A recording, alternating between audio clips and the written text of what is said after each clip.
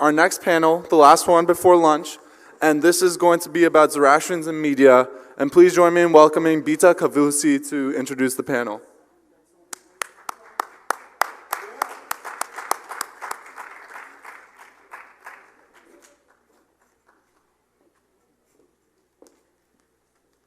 Okay. Good afternoon, everybody. Thank you so much for being here. I know it's a little late for a lot of people, and people are really keen on heading out. So again, thank you for staying this long. And I also want to give a huge thank you to all of our panelists. They're very busy people, like actors, actress, works for MPAC, which you'll hear all about very soon. So really grateful to them, and again to all of you for staying this long and for being the ones who made this Congress possible. So first, to introduce Behzad Dabu. He is an actor, producer, and activist based in Los Angeles. He's worked extensively on stage at some of the best theaters in the country and is a proud company member at Timeline Theater Company. He originated the role of Ahmed in Samsara at Victory Gardens Theater, for which he was nominated for a Jeff Award Best Actor. He also originated the role of Abe in the Pulitzer Prize-winning and Tony-nominated play Disgraced. On screen, you can see him as Simon Drake in How to Get Away with Murder on ABC, as Amir on the Showtime series The Kai, and on Disney's The Lion Guard. Behzad strives to be a strong advocate for social justice and equality, particularly in regards to representation in the arts and media. He serves on the board of trustees for the Free Reentry Program and is a founding member of the Chicago Inclusion Project. Please welcome Behzad Dabu to the stage.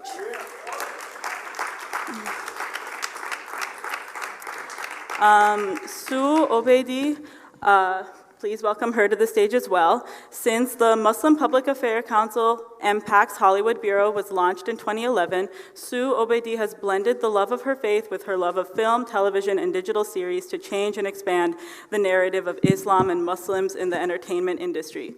Obeidi and her team ensure that MPAC's Hollywood Bureau is a partner with the entertainment industry. Behind the scenes, Obeidi engages decision makers and creatives to improve the quality and number of authentic, nuanced, and inclusive presentations of Islam and Muslims so that audiences can see Muslims as vital contributors to creating social and cultural change in America and around the world.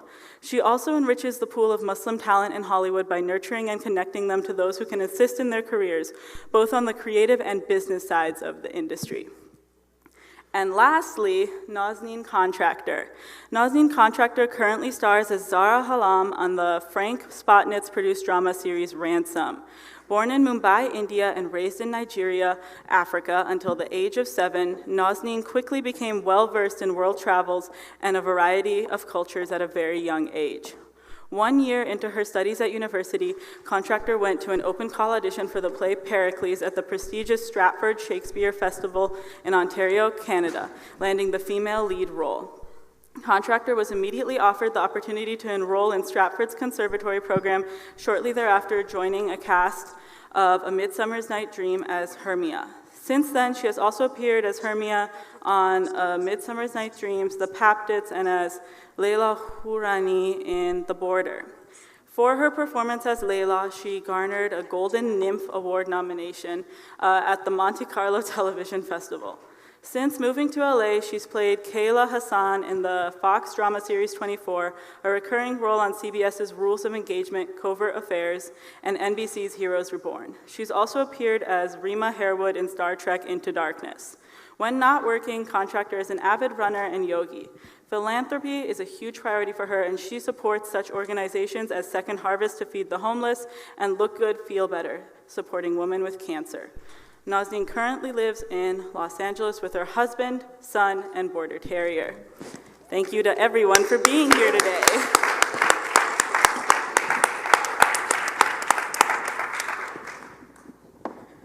Okay, so first things first, Behzad and Nazneen. How has your experience as a Zoroastrian who is unapologetic about your faith impacted your experience in media? And how have you balanced the tenets of your faith with representation? Me first? Yeah. I don't think, this is weird to say at like a Zoroastrian World Conference, but I don't think Hollywood knows what we are or that we exist, for the most part. I think, me personally, I get lumped into this miscellaneous brown. Whether that's, oh, he's Arab, oh, he's Middle Eastern, oh, he's Indian, oh, he's South Asian, oh, it's all the same thing. Hindu, Muslim, whatever you just said starts with a Z, cool. I think it sort of gets lumped in as just brown in Hollywood right now. I'm working to change that through speaking up and education and creating opportunities for characters to actually speak about their heritage so that audiences, millions of homes at a time, can hear, oh, what is that? And hopefully it sparks a Google search, or hopefully it sparks something for them to research deeper. I'm actually working on creating a television show that features Zoroastrians, a Zoroastrian family. So that type of thing can help, but as of right now, I don't think people are like, oh, Behzad, the Zoroastrian guy. I think it's, oh, Behzad, the brown guy. I agree with that. But for me, I find that, yes, I go out for all different types of roles. You know, some written to be Middle Eastern, Indian, Syrian, some written to be anything, nondescript. But for me, I've actually found it to be a great way to open a door, talking about my religion and my faith, because my last name is Contractor. So 50% of the time I'm in an audition, and they'll ask me about my last name, and I'll tell them I'm a Zoroastrian, I'll explain the faith, and then I'll give them the history of why I have a British last name, or it happens after I get the job. And for the most part, I'd say 99% of the time, the producers are incredibly receptive to this because it's something they didn't know about or kind of heard about or know about Das spoke Zarathustra or something, you know, and they feel very informed. And then when I say, you know, there's like 150,000 of us left, they get very excited. So actually on Ransom, you know, I was written to play this woman, Zara Hallam. She married a white guy. She has 3 kids. And I told the producers in our meeting when I got cast, I was like, I'm actually a Parsi. And they're like, oh, great, we're going to make her a Parsi. And in season 2, I actually say, I'm a Zoroastrian on screen and everything. So it was really wonderful the way they included that in. And I strive to make that happen more. And I tell people, Zoroastrians can look like anything. We're such a like mix. We can really look like, people don't even believe that I'm Indian half the time or fully Indian, but you know, this is the case. So I try to educate people as much as I can. Of course, I'm an actor. I'm here to play a variety of roles. So am I only wanting to play a Zoroastrian, a Parsi? No, of course not. But when that opportunity comes up, I really want it to happen. And how do I balance the tenets of my faith? I really have to try and believe, you know, this industry is such a wild industry. It's like you just roll the dice every time you go to an audition. I have a family. I married an actor. Very unstable professionally. But I have to believe that, you know, there is a plan, a bigger plan, a higher plan. I believe in God, and I believe that, you know, if I practice my faith and I work hard and I put the energy in, that I will reap the rewards. So that's my answer. Mm. Yes. Yeah, of course.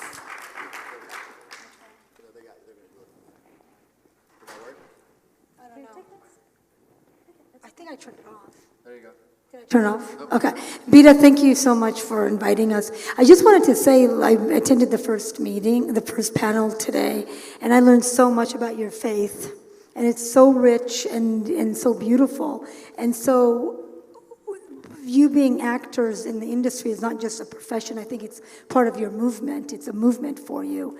And any chance you get to educate someone is one step forward to you know, enlightenment by others. The question itself about being unapologetic is always a little bit dicey for me because people compliment me and say you're an unapologetic Muslim, and it's like, why would even that be part of the description? You know, just doing what you're doing and educating is half the battle. You know, so just wanted to say that. And Sue, can you elaborate on that by talking a little bit about the work of MPAC's Hollywood Bureau and how that has influenced your perception of the conversation today? Yeah, no, I mean, we're not much better off than your community at all. I mean, we have the political stuff to deal with that comes out of the Muslim majority countries. So in your situation, you may not be well known in the industry, but in our situation, we're vilified because of what's happening. So we're kind of in the same boat, but not sort of, but not exactly. We do 5 things. We consult on TV projects and TV, film, and digital projects. We've consulted on, Aladdin, on The Looming Tower, Jack Ryan, some, Nickelodeon shows. We also connect our Muslim talent to industry decision makers. So if someone's a screenwriter or an actor, we connect them to producers and showrunners and TV executives, so they're on their radar. And we also contribute our thought leadership by writing up opinion editorials for the trades and also speaking on and organizing panels. And then we also create short form content. So we put out contests to create, little, 14-minute stories. And then the last thing we do is we have an annual media award that we have where we honor Voices of Courage and Conscience, projects that embody the universal values of mercy, justice, and dignity. And if you wrap up all those 5 things, that's how we work in the industry. But yeah, so I just want to say that. And what do you think about the importance of inclusion and representation for Muslims on screen? Earlier you mentioned that you feel that Muslims are vilified in the media. So what significance do you think that has to your movement? Yeah, I mean, You're good. We have decades and decades of unpacking to do, and no community in America, including the Muslim, your community, the Catholic community, the Italian community, no one's come to America and just kind of had it easy. Everyone had to unpack something or get beyond something. And so we work slowly to educate, like Nazneen said. Am I okay? Whenever you get a chance to get in the writer's room, whenever you get a chance to, tell your story and talk about your faith, which is, again, one of the oldest faiths in the world. Why wouldn't we want to know about that, You take that opportunity. And so that is how we unpack the vilification. And we have a long way to go, but the needle is moving because of this conference, too, Everybody's in this together. There's, I think representation is important because people don't like to believe this, but it's true. The majority of Americans don't have 3 friends outside of their race. So that's a fact. So because of that, the only time you have any contact with people outside of your race is television and film. For a lot of Midwestern Americans, the only time they see brown faces is on screen. Last year, there were 2,200 leads on television. 25 of them were Manasa, which is Middle Eastern, North African, South Asian. Of those 25, half of them were seen as threats. So now you have an entire nation who doesn't really see a person that looks like us, and then when they do see a person that looks like us, half the time it's as a threat. So that stuff gets into the narrative and it seeps into the general prospect, which is why for me as an artist, what's important to me is representation super important to me because of that thing. And then because we're actors, we hang out and talk to directors and producers and executives and other actors, and these are the people that create these narratives. These are the people that are in power of making change. So just by talking to them, even at lunch, even not about the thing, hey, what are you? Oh, I'm a Zoroastrian. This is the history. This is what it stands for. These are the tenets. This is what we do. Hey, Freddie Mercury, baba, And you do that. Just by doing that, you're planting this knowledge into people's heads who are the creative decision makers for what we see on television, which I think is important. I'm very fortunate right now in my career where I can choose a little bit of what I want to play and what I want to go out for, and I've always been very conscious about portraying a positive image. Now, I rarely get to play the bad guy. Of course I want to play the bad guy. They're always the best roles anyways. But a couple of times I have played the bad guy, but they've never necessarily been associated with my race or ethnicity. It's just like an evil femme fatale or whatever. But for the most part, I'm really lucky because I get to play very strong, conscious, forthright women on screen. And it's something that I feel very proud to represent, and when I first came here and when I first started my career, I almost always had to work in an accent. I almost had to put on an Indian accent or a Middle Eastern accent or something like that. And I really feel like that is changing.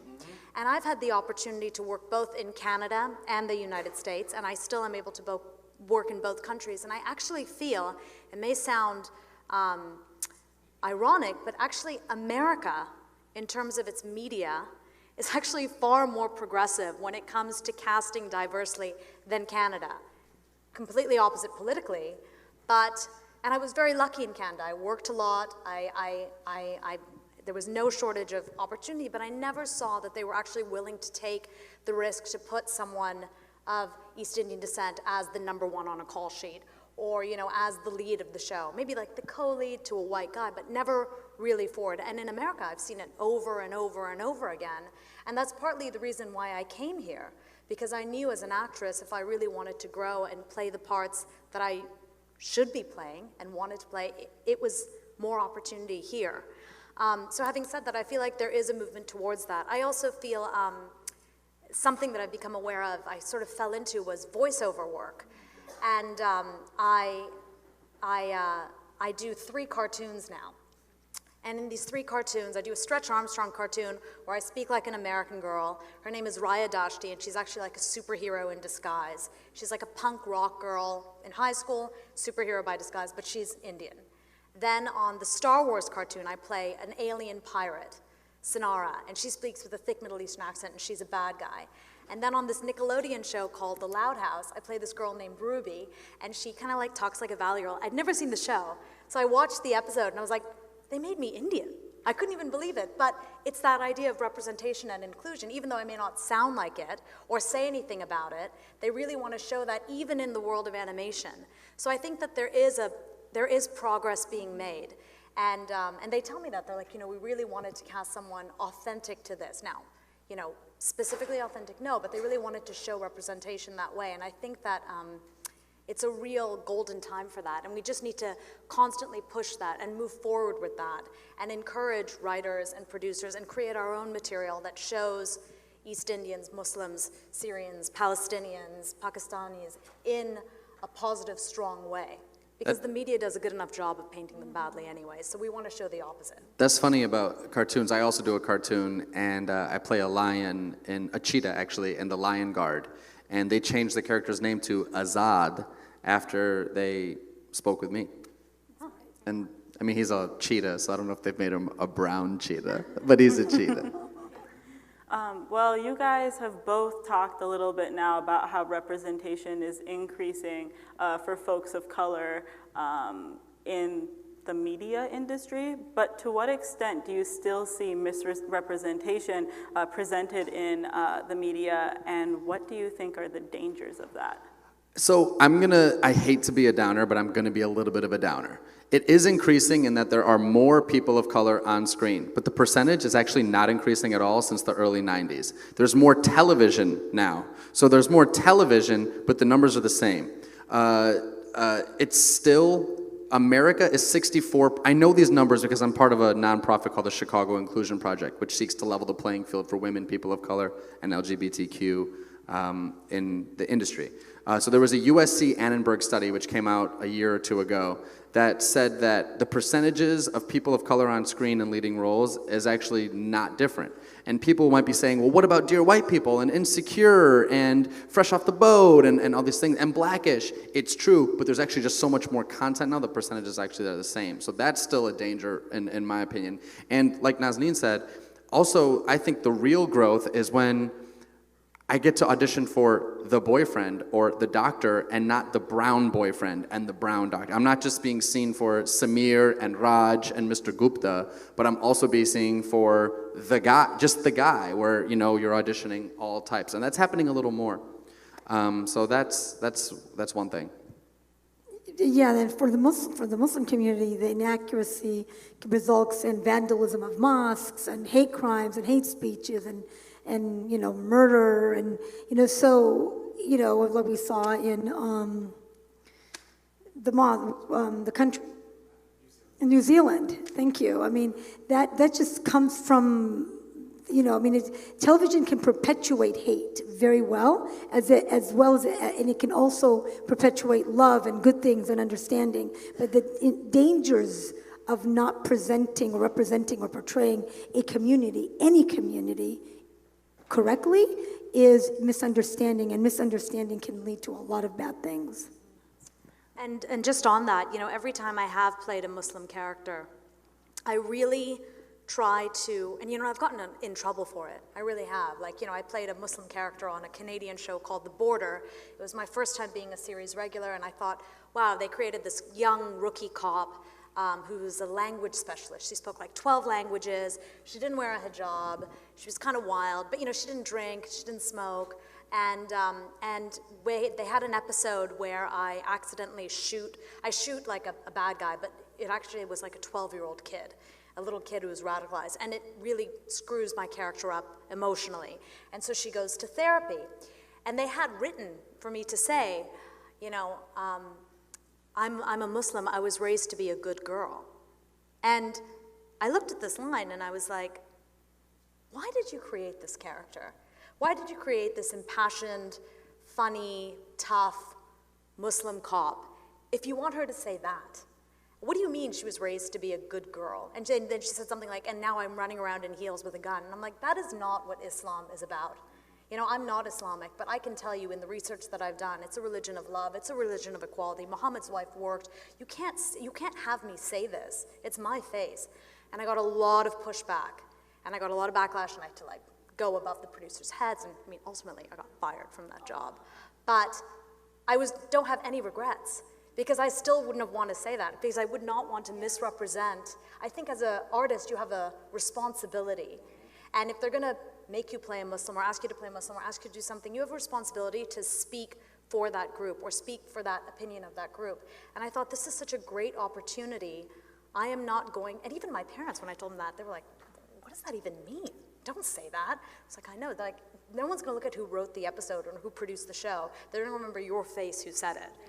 Yeah. And so I think that it's very important to speak up. And I've always been a big advocate of that on every show I'm on. I know my material really well, and I give notes. I give notes to the writers, I give notes to the producers, because if we're gonna make something, let's make it the best we can make it. Yeah, I told my manager the same thing. He's a white man, and he's like, so are you saying you won't play bad guys? Or you won't play, and I was like, no, it's not that I won't play bad guys. I love playing the villain. But I'll play a bad guy if there's a reason why they're bad. If the reason why they're bad is that they're brown, that's when I don't want to play the guy. And a lot of times, Muslim, so bad. Muslim, so violent. That's what I won't play. I won't perpetuate that stereotype. I have played a bad guy before, but you see why. They took his land, they killed his family. I'm like, oh, okay, cool. He's bad because of a reason, right? Humans, it's a human reason versus bad because of skin color. That's the sort of line for me. Well, thank you.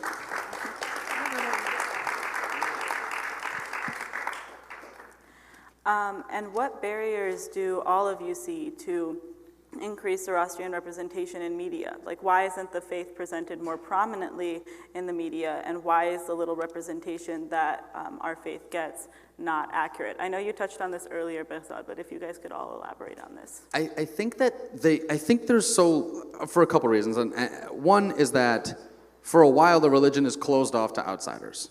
By saying that outsiders can't come into our great temples, we're closing it off to an entire group of other people to get awareness. I'm not Hindu. I've been in some amazingly beautiful Hindu mandirs and have learned a lot about Hinduism that way. I've been in some beautiful mosques, including the Taj Mahal and tombs, I guess, and have learned a lot about the religion that way. I wish that we would allow people into our atishbarams. I know that's a controversial statement in this room, but I do wish that we did that to let other people feel the way I have felt in an atishbaram. And there's also just the numbers. There's so few of us. There's so few of us in Hollywood that when I'm even creating a show about Zoroastrians, it's really hard to even call people into audition for it because I don't know that many. So I think there's numbers. The more we get, the better we do, and not to put pressure on us, but the better that we do and can tell these stories, the more awareness it'll have in the public, I think. Yeah, I think that the numbers, just our population is a big factor, conversion is a big factor, the fact that, we had to convert everyone at one point, right? Otherwise, how was all of Europe and Asia Zoroastrian, and now we don't convert anyone. I think that that's a big point of contention.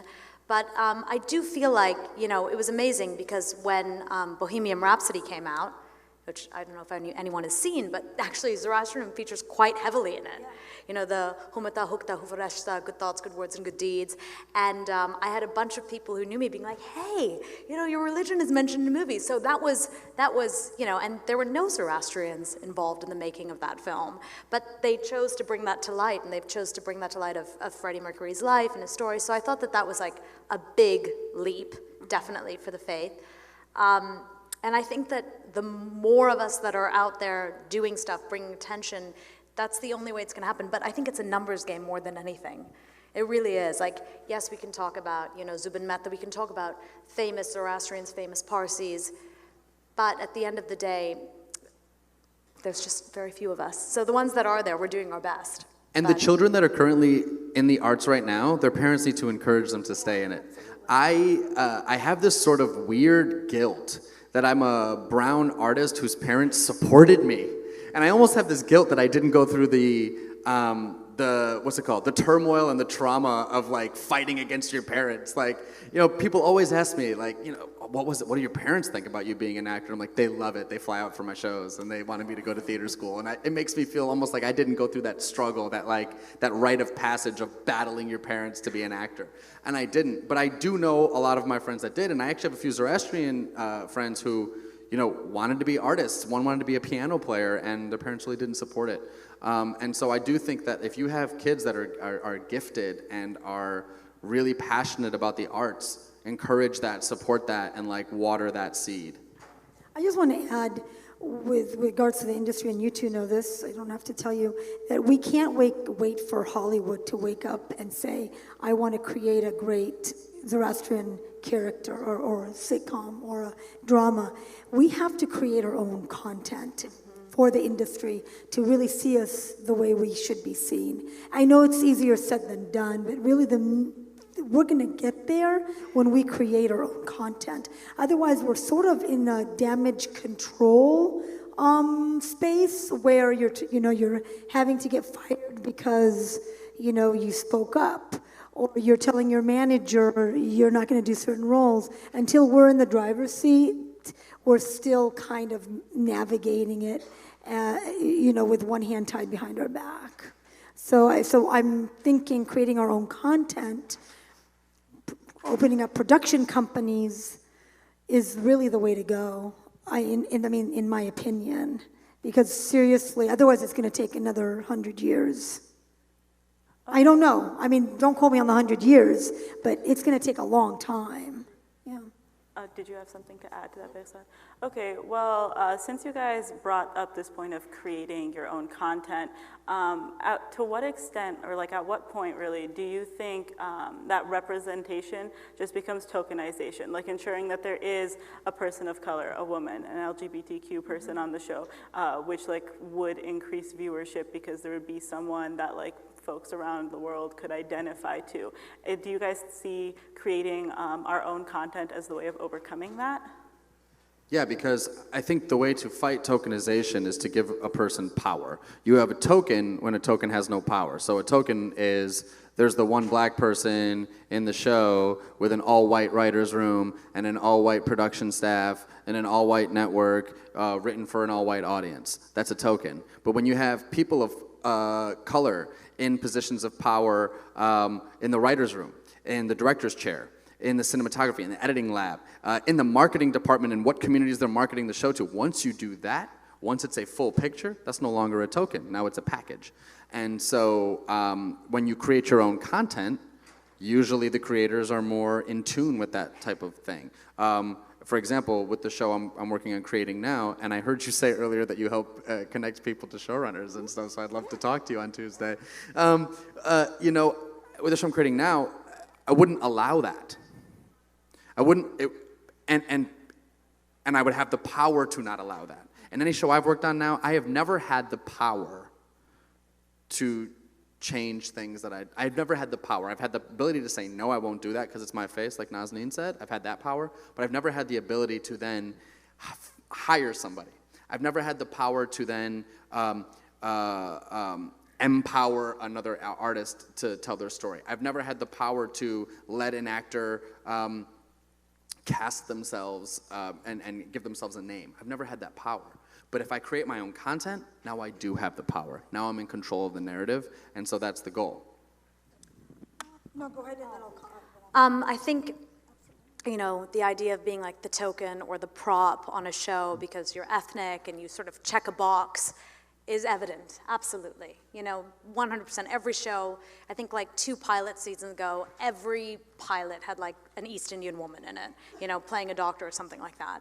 And I think that is, rather than looking at something as something negative, like, oh my God, I'm a token or a prop, you have to seize that opportunity and be like, okay, I'm going to take this and I'm going to turn it around. I'm going to use it to my advantage. I'm going to portray the person I'm going to portray, because they cast you to be in it, right, for your reasons. So now you're going to bring as much integrity and authenticity to the role as you can. And yes, of course, creating your own content is absolutely the way to go, but when you're not and you're part of a bigger picture, you need to sort of take those roles and really have a voice and really have a say in what goes on in your storyline. And it's really about, it's not about being Indian or being a woman or being gay or being straight or being a mother or being single. It's just about like as an artist, your own integrity. That's how I look at it. And like as an artist, I want to bring the utmost integrity to every single person I'm playing, whether I'm playing a doctor or like, you know, a girl from India who speaks no English and it's a comedy and, you know, is like doing something ridiculous. I'm going to still bring as much integrity to that role because that's my quest and my battle as an artist. So yes, I think that a lot of people in the industry see me as a pretty ethnic girl who can act. I'm not foolish enough not to see that, but once they hire me, they know they have a lot more because I don't shut up. And I think that that's really important. Yeah, and I hope you never do. No, absolutely not. That's my husband. I want to add, because I fully agree, is that 15 seconds or 15 minutes? Yeah, no, real quick, just I agree with you wholeheartedly, because it's not all or nothing, Bita, it's all of the above. And so the tokenism issue is very important. We Muslims, and I'm speaking for the Zoroastrian community as well, we never had a box to check off. Now at least there's a box that, you know, maybe we exist somewhere, even if we're someone's best friend. Thank you to Azita Ganazada, absolutely, and maybe you can talk about that in just a second. So I totally agree with Nazneen. It's sometimes you have to be the token so you can kind of move it along. I'll tell you, the LGBTQ community, 40 years ago, 50 years ago, if you study television, there was a best friend watering the lawn somewhere. And then it just grew from there. I went and saw Spider-Man Homecoming, yeah, it was awesome. A recurring Muslim character in all the scenes, like so many scenes, not one speaking line. I was so excited to see it, but she didn't say one word in the whole movie. Do you remember seeing her? Yeah, right?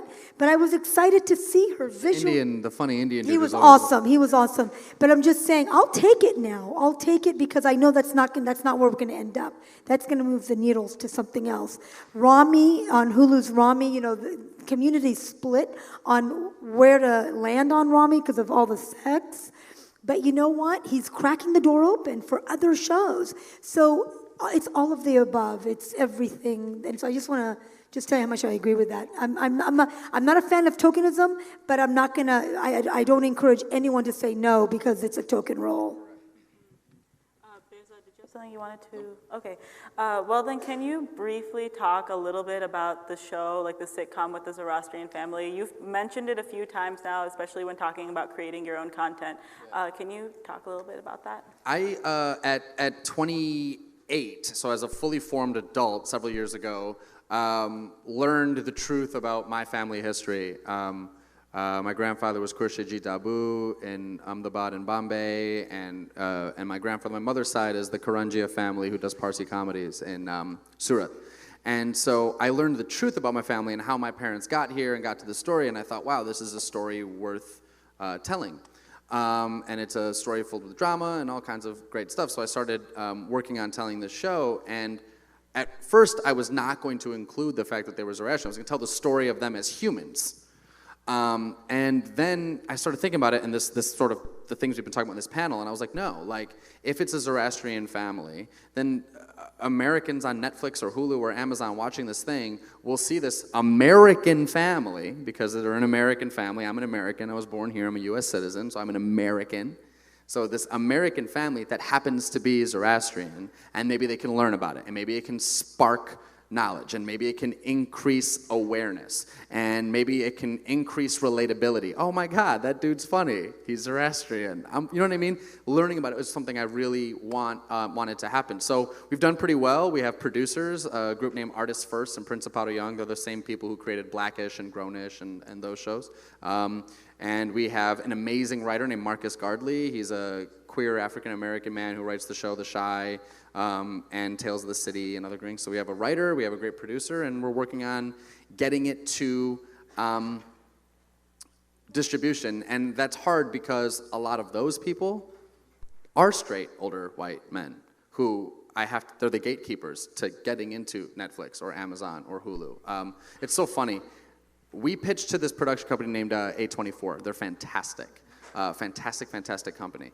And they loved our project, but they already had Rami. But they need more Ramis. Sure, and they need Behzads. I agree, but, we lost out. No, you didn't. Just keep at it.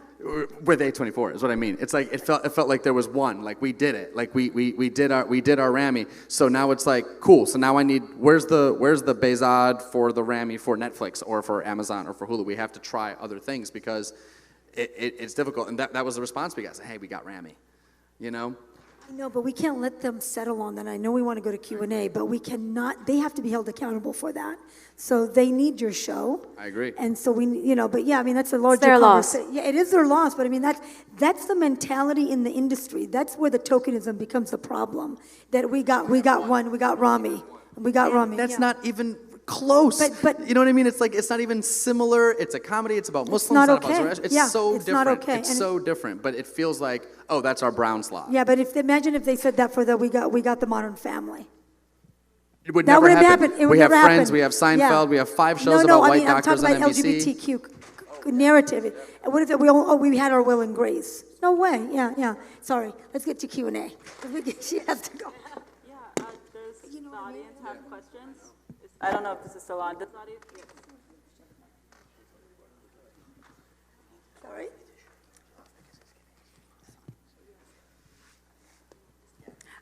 Hi guys, my name is Ava. So I grew up in India, New Zealand, and now I'm in Texas. And I've been watching TV growing up, and I was just never really realized that I wasn't represented. It didn't dawn on me. I just watched TV because I enjoyed it. And then a lot of my Asian friends got really excited about Crazy Rich Asians, and we're talking about how important representation was to them. And I also then started thinking every time Freddie Mercury was brought up, I'd get very excited to explain to someone that I'm Zoroastrian. So first of all, I want to thank you guys for what you're doing, because every time Nazneen, I see your name on the screen and the credits, I get very excited, and I like to tell everyone at home that it's a Parsi name. And I'm really looking forward to this production that you guys potentially have. All of the work that you guys are doing with representation really is important, and I just want to say that it didn't dawn on me until later in life, I'm in my early 30s. So I feel like what you're doing now is really helpful for all the youth out here that are now seeing you at this stage in their life. So thank you. Thank you. Yeah, Thank really quick on that. I know we don't have much time. Really quick on that. I was born in the 80s and watched a lot of TV in the 90s. And nobody looked like me on television. Nobody. Yet, in the end of that decade, I decided, you know what? I'm going to go spend $170,000 on college to become an actor, right? And it was that is, like you said earlier, that's an act of resistance in a way. Because nothing said that people look like me have done this. The only character was Apu, voiced by a white guy. Yes. And literally a white guy doing that voice. So, nobody else looked like me as a lead on television. And so to then choose to study it is tough. But now I'm hoping that with representation, with the work that Nazneen's doing and others, it's oh, cool. Now some kid born in 2005 and is watching TV now can be like, oh shit, there's hella people that look like me, and inspire them. Yes. And just to add to that, it's so true, but it's so interesting because I always grew up in a different, like I was born in India, but I grew up in Africa, and I grew up in England, and I always felt like an outsider. And I remember when we moved to Canada, all I wanted to be was white, and I wanted my name to be Sarah. Because like no one said my name right, and I was different, and I'd come from Africa. And it took me so long. It took me until I was like, a teenager to realize how special that makes me. And how as an artist, this is actually a gift. It's a gift to be different. You have to know, as an actor, a successful actor knows what makes them different and them special. And that's what they bring to every role. And I really think that my diversity and my religion and my background and the way I was raised is what makes me able to do what I'm able to do. And it took a long time for me to realize that because growing up, I only saw white people on TV. The Sound of Music was my favorite movie. I thought I would grow up to look like Julie Andrews. Like I was delusional, Like I really didn't know. And now I realize, oh my God, like actually, I actually have it better than anyone else. I'm actually different. And when I go into an audition, sometimes I'll go into an audition, I'll be like, and I'll leave and I'll call my manager, I'm like, who's the only person who wasn't white in that room? Like they're going out for a white person. And he's like, yeah, but you're actually probably going to be the most interesting choice if they pick you. He's like, actually, you stood out as a result. And you should consider yourself like the fact that they wanted to see only this, but then they want to see you as well, makes you actually something more. And so that's something that I would really like future generations to see and remember. And that's what I feel so happy when you say you're happy to see someone of my name and my ethnicity on screen as a woman. It's really like, I didn't realize that was important, but as I grow up and as I'm a mother and a wife, I realize it's really important, and I'm very proud, and I will continue to make everyone proud. I promise. That answer is what disgrace is about. That identity, what you just said. Hi, my name is Jahangir Huma Vazir. I just wanted to quickly say I'm an actor in training, so I'd love to collaborate and talk to you guys afterwards about script process and audition process. But for now, I just wanted to know, have you guys ever considered or been close to using a stage name or changing your name to make it sound more white or anything like that? In 2009, in my bio, they mentioned a little bit that they talk about this play Disgrace that I work on. 2009, I was working on this play. 2010, it was around almost the 10-year anniversary of 9/11, and there's a character named Amir Hussein, which is one of the characters, and he changes his name to Amir Kapoor. He didn't make it more anglicized, he made it Hindu to sound safer, because Hussein felt unsafe, but Kapoor felt safe. I was creating this character, and I was creating this thing, and as I was creating this thing, I was like, fuck, my name's Behzad Dabu. Should I do that? I started thinking about there, and then that thought went quickly. Nope. I'm gonna make them accept it rather than make them accept me. Cool. Yeah. My last name is Contractor, and so I often get asked about my last name because it's Contractor. And they ask me, is it a stage name? Is it your married name? And I'm like, first of all, I would never pick the name Contractor to be a stage name. I asked you that outside. You asked me if it was my married name, which is a little more that's true, realistic. that's I true, would that's never true. pick it. And I actually find, like truly, it's actually such a great talking point. I would never change my name because I'm proud of my name. I'm married, I never changed my name still. I kept my own last name. My husband was very okay with that. Because it's part of my heritage, it's part of my identity, it's part of my ethnicity, but it actually is a wonderful jumping off point and point of discussion with casting directors and producers. They all, every single time they want to know about my name. And every single time I get to educate them about the Parsis, about Zoroastrians, about all that stuff. So for me, it's a gift. I know a lot of people who have changed the name. I think it's very personal. It's really your own choice. A lot of very famous people have changed their names. And I know a lot of Indian people who have changed their names as well. It's totally your choice. I think that it's the person, not the name. I really do. I think it's your talent, not your name. But whatever you choose to do is your own choice. But for me, my name has been a big help. Also, it's so funny. There's names like Ansel Elgort and Benedict Cumberbatch, and we learn to say these names. And no one says anything about that. I mean, the guy's name is Ansel Igort. That name is not easier. Unpronounceable. Yeah, that name is not easier to say than Behzad Dabu. But he's white, so he never is asked if he ever wanted to change his name to a stage name. You know what I mean? Right. So there's some root. I mean, I've learned to say Benedict Cumberbatch. I've learned to say that. So someone should learn to say Behzad Dabu, I think. Cool. We might have to leave after the thing, but I would love to talk to you. So find me on Instagram if we can't chat here. We can connect quickly. Sweet. Thank you, guys.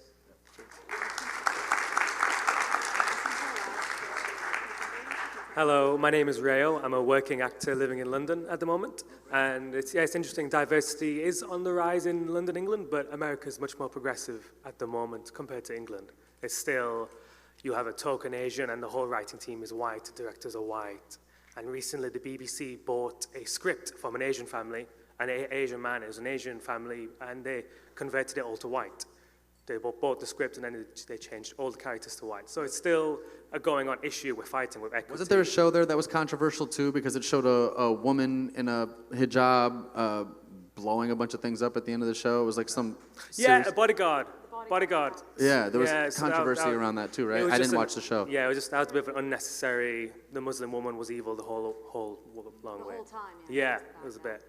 I was going to ask, as an actor, do you have any funny rituals before an audition? For instance, I wear my lucky boxers. I do a couple of laps around the building just before I go in the audition. I was wondering if you guys have any quirky, funny rituals you do. I have a funny ritual after an audition. As soon as it's over, in the building that the audition was in, I throw out the sides. I throw out the sides as soon as the audition is done. As soon as I leave the cast director's office, even if there's not a trash there, I'll go in the bathroom and throw it in the trash. Because it's a way of getting rid of it. That way it's not in my car. I don't have to see it again. It doesn't pop out. It goes away. The only way I can stay sane as an actor is if my auditions go away. You don't get 90,000% of the auditions that you go on. And if I keep them reminding of that great audition I did that I never heard from, I drive myself insane. So I get rid of it. I get rid of it immediately. I literally audition, and then I throw it out. I forget the character. I move on to the next thing and then when I get the call back, it goes, oh shit, then I got to reprint. And it makes me have to rework again. So that's my weird little ritual. So I have very religious parents. So before I leave my house for my audition, I always light a diva. Before I leave my house anyways, I always light a diva. And literally before I go into the room, I pray. Like I pray like a Shemvu, I pray in Tahu Vario, and then I go into the room. And so that's something that I've done before every test I've ever taken, before anything. But I always do it before I leave the house for an audition.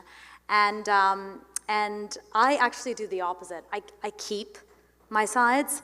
And I think I have like sides from like 24, which is a job I booked like 10 years ago, like my audition sides, because for me, I don't know, I take rejection really well now, but I just get so attached to everything that I play, and it's so personal for me, and sometimes I'll do an audition and then like, I'll have a breakthrough in the audition after I've auditioned for it, but for me, it's part of the learning. Like, I'm like, oh my God, I should have said it that way, or, oh, that's what that meant. So I'm a little bit of and I also keep them because my son uses them for like, scrap paper to draw on and stuff like that. That would remind me, that's that. What are you drawing on? That's the role I didn't get. But I used to be really upset about it. I used to get very upset about it, and it would really destroy me. And then I think once I had children, because I had something else to focus on that was far more important than myself or my career. Now you have a healthier emotional life.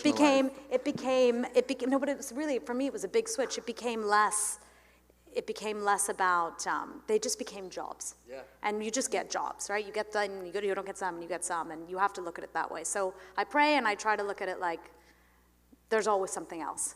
You didn't get it because you're going to get something else. I do touch my faroher and give me like a yata tarimadat or a banami kura before an audition sometimes. My mom put that in me. Yeah. It works. I'll sit there, banami kura,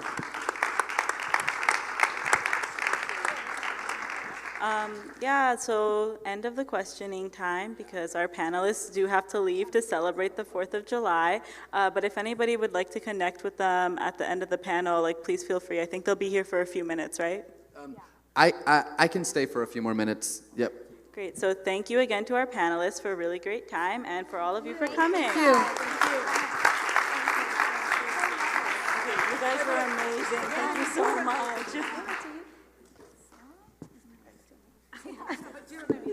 This is awesome. Anything but growing up. Please join me in thanking them one more time.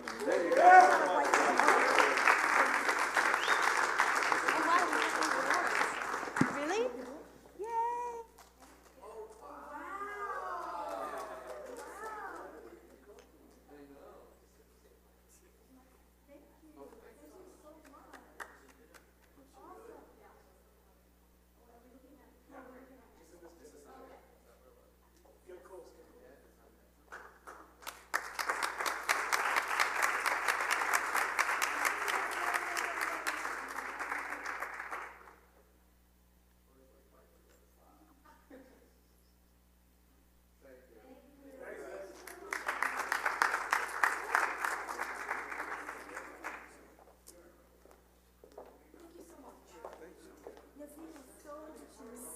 So just a couple of quick housekeeping things before I let you guys go to lunch.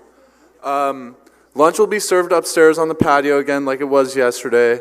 Also, you should try and sit with the people from your caucus groups from the group on Monday because we'll be having the end of the caucus session today after lunch. So come prepared, talk to your groups, regroup, figure out what you're going to do, and come ready to discuss after lunch. And then also, for the people going on the cruise today, start gathering around in the lobby at 2:30. We are going to be meeting there at 2:30, and the buses will leave right at 3. So see you all then. Thank you.